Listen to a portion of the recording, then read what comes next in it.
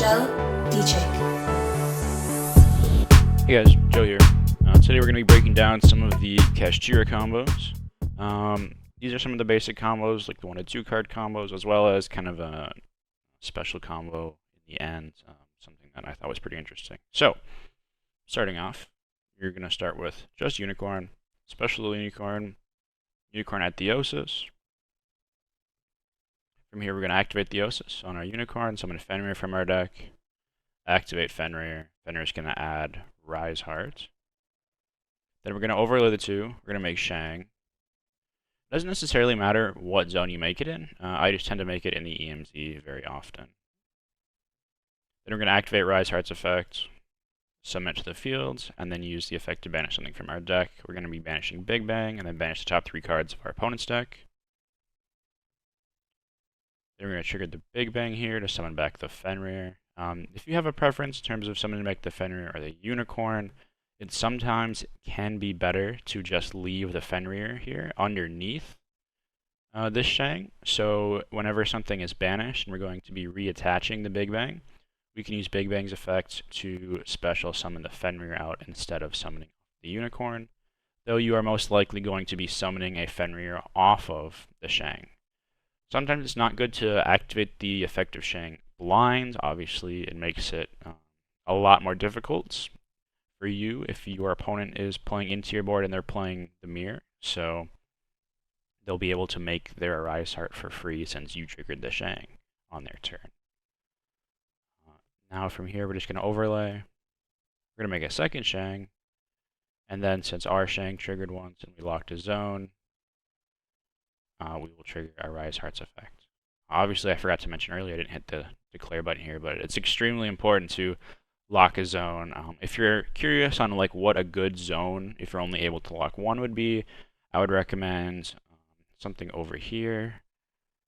Usually it's the one directly under the opposing EMZ can be the most beneficial one, but it doesn't make a huge difference here.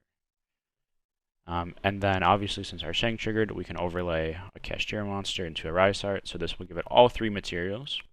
You are absolutely welcome to just overlay the Rise Heart onto the Rise Heart here and leave the Fenrir face up, but then your Rise Heart will only have 1 material. So we want to make it so our Rise Heart is live as soon as possible. If you want to, for instance, maybe hold the Shang because you think you're playing against the mirror match, then you would just summon the Fenrir, and then you'd summon the Rise Heart and put the Rise Heart on top of the Rise Heart. A lot of very similar named cards there. And that would give you like the ability to not have to activate Shang's effect to summon the Fenrir if you didn't want to. And this also, like I said earlier, we'll be able to, when something is banished, trigger the Rise Heart to attach the Big Bang. Big Bang will allow us to summon either something under here or something under the Shang. For our next combo, we have Planet and Birth. Now this one's a little bit interesting because there are a lot of different things you can do with this, with these 2 cards. In this instance, I'm going to start off by activating Planet. Planet's going to grab Fenrir.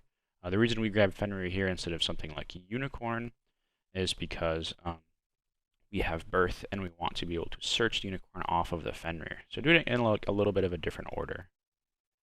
Then we're going to special the Fenrir. Fenrir is going to grab Unicorn for us. Then from here, we can activate the Birth and then normal summon the Unicorn. Then we're going to activate Unicorn's effect, add Theosis.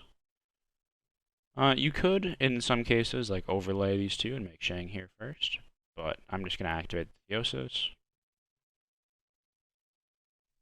Theosis is going to summon out Rise Heart from our deck. Another thing that's actually really important is if you do make the Shang here, you aren't able to summon out Rise Heart, because if you read Theosis, you special summon with a different attribute, and this is a fire, and Shang is also fire. So you'd have to summon something like Ogre if you play that.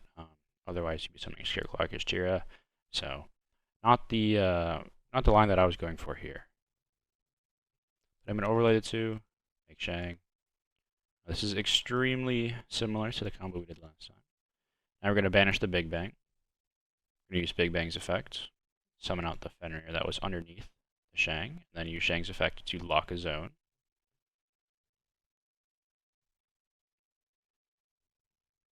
And we can also use Planet's effect. Planet is going to attempt to pop our Shang, because Planet can also pop our own cards. You can target a card on the field and destroy it.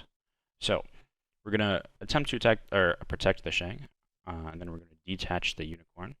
Now we haven't used Birth's effect yet, so what we can do here is freely summon back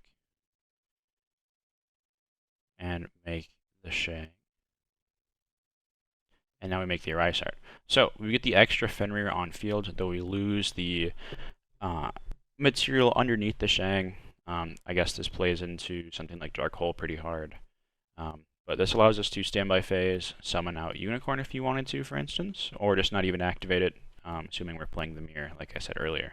So there's a couple different lines you could have done to get to different types of end boards, but I feel like this is the safest going into the mirror. It also allows us to have Theosis Engraved to banish for Scareclaw KASHTIRA or Trailman's KASHTIRA if you play that card instead, in order to get some sort of follow-up. But yeah, and then onto our final combo. This one I think is really interesting. This is like a combo you would try to do going second, and I'll kind of just like get into it. It helps you OTK a lot easier. So we're going to start by summoning Fenrir, and Fenrir is going to add Unicorn just like the last combo. The reason we don't add something like Rise Heart here is because we want to be able to make a link monster. And Rise Heart as well as Theosis lock us into XYZs for the remainder of the turn when that card is activated.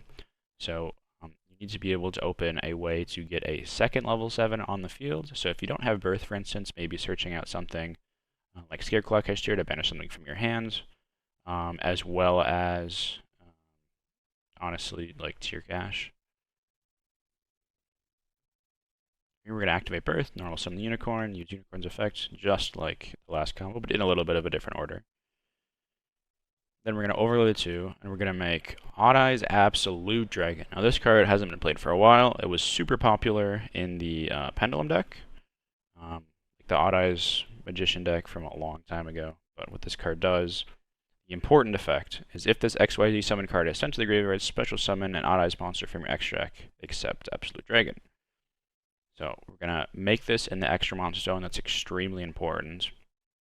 Then we're going to link it away for Gravity Controller. Now Gravity Controller takes a non-link monster in the extra monster zone, so that fits the criteria. Then we're going to activate Odd Eyes Absolute Dragon's effect to summon out one of the newer cards, Odd Eyes Rebellion XYZ Dragon. And this card says, this card cannot be used as an XYZ material turn it was XYZ summoned.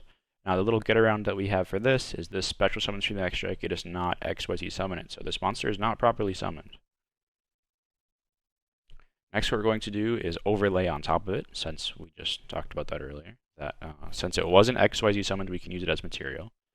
And this allows us to XYZ summon a card by using a Rebellion XYZ monster you control as material. So we get to make this for free. Now this card reads that if this card was XYZ summoned using a rank 7 monster's material, it can make up to 3 attacks during the battle phase. So this allows it to attack 3 times, which applies a lot of pressure obviously. And we still have not used Birth's effect to Reborn, as well as have not used the Theosis. So we're going to do that here. We're going to use Birth. Summon back Fenrir. I feel like Fenrir is much stronger going into a board than Unicorn, obviously. We've used both effects to search, both Unicorn and Fenrir. So the only value we're going to be getting is something that does something impactful throughout the board in battle. So Fenrir allows us to banish something face down and we declare an attack, which helps us to OTK our opponent a lot easier. From here we're going to activate Theosis. Theosis here, in my opinion, I'm summoning Scareclaw KASHTIRA because it helps you negate. When you're trying to play through a board, you can obviously summon right side here and banish something. Then you would have 2 level 7s, and you could make something like Big Eye to take, or you could make the Dark Armed XYZ, but that wouldn't be able to attack. Same with Big Eye. So honestly, I was just going for bodies that are the biggest. And the reason you can't summon something like Ogre here is because Theosis summons in defense. So Scareclaw KASHTIRA being able to attack in defense position allows us to put a lot of damage on the field.